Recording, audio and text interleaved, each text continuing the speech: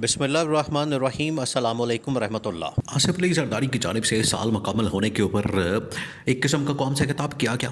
یہ جو national assembly کے اندر تقریر کی جاتی ہے، یہ ایک قسم کا قوم سے خطاب کیا جاتا ہے، اور اس کے اندر ہوتا کچھ نہیں۔ اس کے اندر نہ کوئی کام کی بات ہوتی ہے، نہ اس کے اندر کوئی کام کی چیز ہوتی ہے۔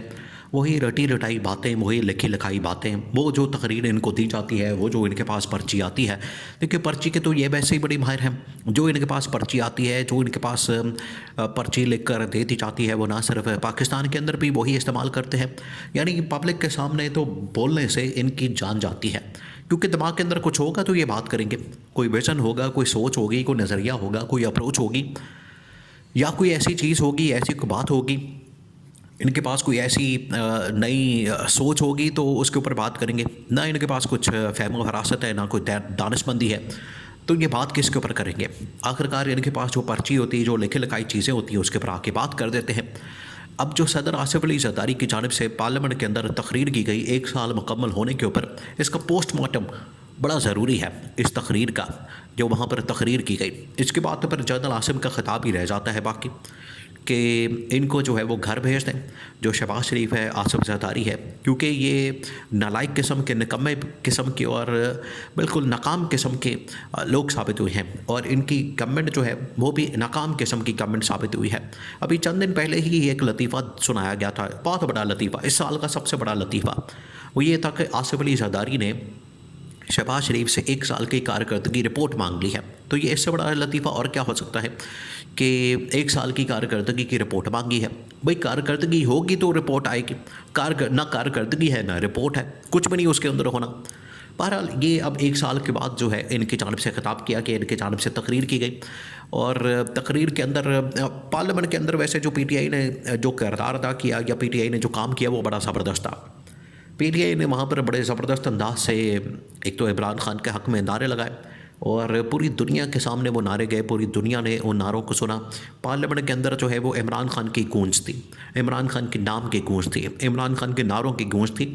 اس کے علاوہ نہ آصف زرداری کی بات کی سمجھ آ رہی تھی، نہ اس کے الفاظ کی سمجھ آ رہی تھی، لیکن وہ تقریر جس کے اندر یہ 4-5 بڑی اہم ترین باتیں کی گئی، تو اس کا پوسٹ مارٹم بڑا ضروری ہے۔ اب آصف زرداری کی جانب سے جو تقریر کی گئی، اس میں پاکستان کے اندر آئین اور قانون کی بالادستی اور حکمرانی کی بات کی گئی۔ واہ واہ! آپ اندازہ کریں کہ بات کس کی جانب سے کی جا رہی ہے اور کیا بات کی جا رہی ہے۔ اس حکومت کی جانب سے، یا آصف زرداری کی جانب سے، یا نون لیگ اور پیپلز پارٹی کی جانب سے ملک کے اندر جو ہے وہ آئین اور قانون کی حکمرانی کی بات، یہ آپ کو مذاق نہیں لگتا، یا کھلواڑ نہیں لگتا، یا یہ اس سے بڑا مذاق اور کیا ہو سکتا ہے، اس سے بڑا اور تماشا کیا ہو سکتا ہے کہ ان کی جانب سے بات کی جا رہی ہے آئین اور قانون کی حکمرانی اور بالادستی کی، پھر ملک کے اندر انسانی حقوق کی بات کی گئی، ملک کے اندر جمہوریت کی بات کی گئی۔ اب یہ 3-4 چیزیں ان کو ذرا کھول دیتے ہیں، ان کا پوسٹ مارٹم کر دیتے ہیں۔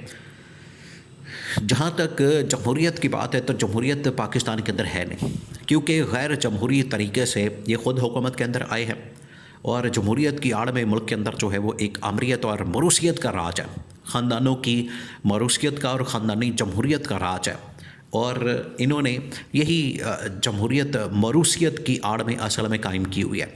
جمہوریت کی آڑ میں ان لوگوں نے موروثیت قائم کی ہوئی ہے، اور جمہوریت کی بنیاد ہوتی ہے، اساس ہوتی ہے عوام کا ووٹ، عوام کی اوپینین، عوام کی رائے۔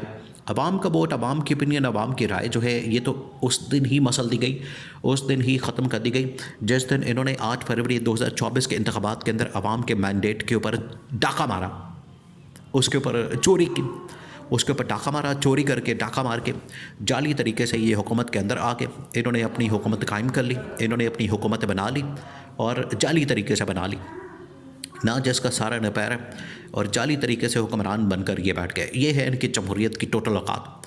اور جہاں تک بات ہے انسانی حقوق کی، انسانی حقوق کی جس طریقے سے دھجیاں پچھلے 2.5 سال کے اندر اڑائی گئی ہیں، پچھلے 2.5 سال کے اندر جب سے شہباز شریف وزیر اعظم بنا ہے، عمران خان کی حکومت کو نکالا کیا، عمران خان کی حکومت کو گھر بھیجا کیا، عمران خان کی حکومت کی چھٹی کرائی گئی، وہ دن ہے اور آج کا دن ہے پاکستان کے اندر انسانی حقوق کی دھجیاں اڑائی گئی، اور انتقامی کارروائی کی انتہا کی گئی، بے بنیاد قسم کے، من گھڑت قسم کے، جعلی قسم کے عمران خان کے اوپر مقدمات بنائے گئے۔ یہ ہے انسانی حقوق، اور انسانی حقوق کی کیسے اور دھجیاں اڑائی گئی۔ चादर और चार दीवारी का तखत्तुस पामाल किया गया। लोगों के घरों के अंदर घुसकर इन लोगों ने हमले किए, बेडरूम तक घुस गए, वहाँ पर इन्होंने गंदी वीडियोस बनाई, वहाँ पर इन्होंने औरतों के दुपट्टों के ऊपर हाथ डाला, उनकी चादरें खींची, उनकी इज़्ज़त के ऊपर हाथ डाला। ये इन लोगों ने इस किस्म की हरकतें की हैं पिछले 2.5 साल के अरसे के दौरान।